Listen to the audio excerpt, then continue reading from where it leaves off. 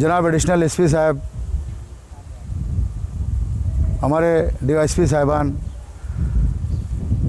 Pi साहब और तमाम अधिकारी और दोस्तों और साथियों, आज अर्जेंट मीटिंग लेने की वजह ऐसी है कि हम पिछले 2-2.5 महीने से लॉकडाउन से गुजर रहे हैं, जिसकी वजह से तमाम मज़हबों के छोटे बड़े प्रोग्रामों पे गवर्नमेंट की पाबंदी लगी हुई है।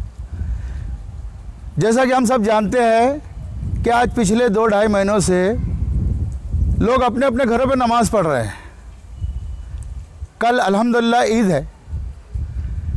यही मकसद है इस मीटिंग का कि जिस तरह से हम पिछले 2-2.5 महीने से 2.25 महीने से नमाज़ें हमने पढ़ी अपने घरों पे, ईद की नमाज़ भी अपने अपने घरों पे पढ़े, अमन के साथ पढ़े, सुकून चैन के साथ पढ़े, ईद सुकून से मनाएं।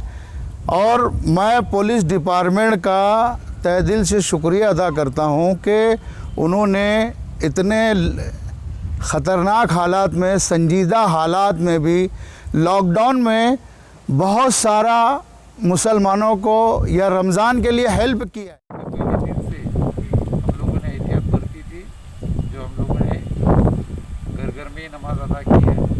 कल के दिन भी अपने घरों में ही नमाज होगी। ये संदेश प्रशासन की ओर से तमाम जितने जिम्मेदार है शहर के सभी मौलाना, धर्मगुरु, मुफ्ती, इन सभी से दिया गया है। अगर किसी के दिल में हल्का सा भी डाउट हो, उसे कुछ कन्फ्यूजन हो, तो आप हमारे से अभी बात शेयर कर सकते हो। कि कल बिल्कुल जो लॉकडाउन अभी तक चला आ रहा है वही लॉकडाउन कल भी रहेगा।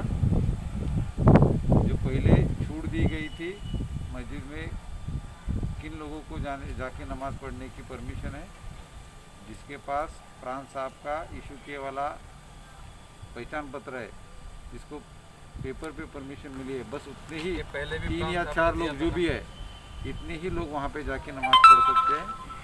बाकी खुले में जाके नमाज़ पढ़ने के लिए किसी को भी परमिशन नहीं है, चाहे वो फिर ईदगाह मैदान हो, चाहे कोई और दूसरा मैदान हो, कोई बाकी खुली जगह है, वहाँ पे किसी भी सूरत में परमिशन नहीं मिलने वाली।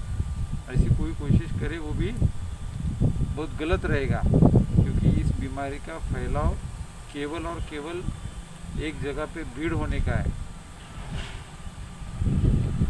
तो लॉकडाउन का मतलब हम लोगों को 31 मई तारीख तक लॉकडाउन रखना है। जिस तरीके से हम लोग कोशिश कर रहे हैं कि इस बीमारी में, इस वायरस का जो चेन है वो ब्रेक कर पाए। ये ब्रेक तभी होगा जब कोई नया केस रिपोर्ट नहीं होगा, या जो भी केसेस पहले रिपोर्ट हुए वो दुरुस्त होकर अपने घर में लौट गए, उनके जो घर वाले थे, जो करीबी लोग थे जिनको ये इन्फेक्शन शायद हुआ होगा, उनका टेस्टिंग करके उनका रिपोर्ट आया, उनके ऊपर अगर पॉजिटिव हो तो उनके ऊपर भी इलाज होके वो भी घर चले गए, तब ये पूरा चेन ब्रेक होगा। नहीं तो ये इन्फेक्शन चलता रहेगा। इसके लिए फिर कोई लिमिट नहीं है। अगर हम लोग ये सोच रहे हैं कि ये शायद मई तक ही चलेगा, जून तक ही चलेगा, जैसे अभी इन्होंने बताया कि आने वाला टाइम तो फिर बारिश का है, मौसम फिर चेंज होगा, और जैसे मौसम चेंज होगा और बीमारियां भी सामने आएंगी, उसके साथ फिर और मुश्किल होगा कि कौन सा कोरोना का पेशेंट है, सस्पेक्ट है, और कौन सा दूसरे किसी वायरल इन्फेक्शन का शिकार है, ये पहचानना फिर मुश्किल हो जाएगा। इसलिए हमें कोरोना के ऊपर तो टाइम कम है। जिस तरीके से हम लोगों ने अभी तक इसके ऊपर अमल किया है, इसका पालन किया है, हम लोगों को आगे भी लॉकडाउन बरकरार रखना है। इस बीमारी के ऊपर हमें कामयाबी मिलती है तो मेरी समझ है कि आगे वाले सारे त्यौहार हम ठीक ठाक मना पाएंगे। नहीं तो फिर इसके लिए कोई टाइम लिमिट नहीं है कब तक चलेगा। इसमें जैसे आप देख रहे हो कि जो भी लोग फ्रंटलाइन वर्कर्स है, पुलिस डिपार्टमेंट है, हेल्थ वर्कर्स है, डॉक्टर्स है, सफाई कामगार है, ये लोग तो दिन रात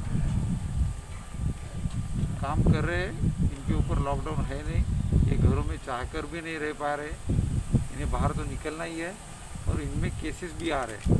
जैसे आपने पुलिस डिपार्टमेंट के बारे में सुना भी होगा, लगभग 200 के करीब केसेस आए हैं। ये संख्या बहुत ज़्यादा है।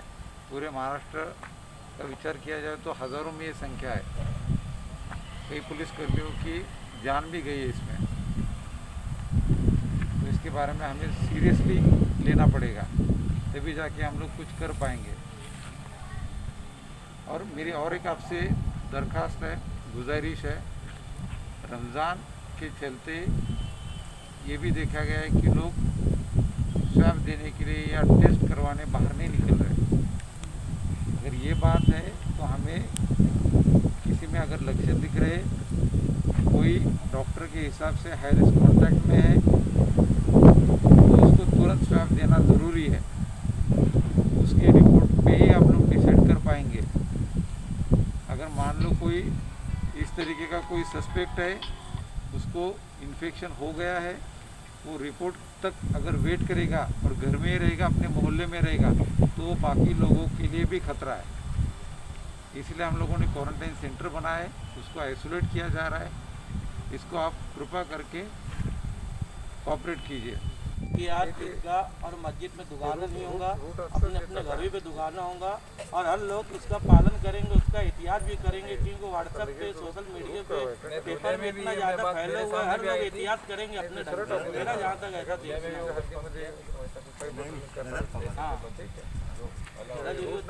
हाँ मैं एडिशनल एसपी संदीप घुगे सभी मालेगांव वासियों को कल के ईद के लिए बहुत सारी मुबारकबाद देता हूँ। आप सभी ने लॉकडाउन के दौरान पुलिस डिपार्टमेंट का अच्छे से सहकार्य किया है। मैं उम्मीद रखता हूं कि आगे 31 मई तक जो लॉकडाउन चलेगा, तब तक आप लोग लॉकडाउन का पालन करेंगे। जो भी सरकार की तरफ से निर्णय लिए गए हैं, उसके ऊपर आप लोग अमल करोगे और इस बीमारी से हम जल्द से जल्द बाहर निकलने के लिए कोशिश करेंगे। आप सभी लोगों ने जो अब तक का कोऑपरेशन किया है, उसके लिए मैं शुक्रिया अदा करता हूं और आने वाले ईद के लिए भी आपको ढेर सारी शुभकामनाएं देता हूं।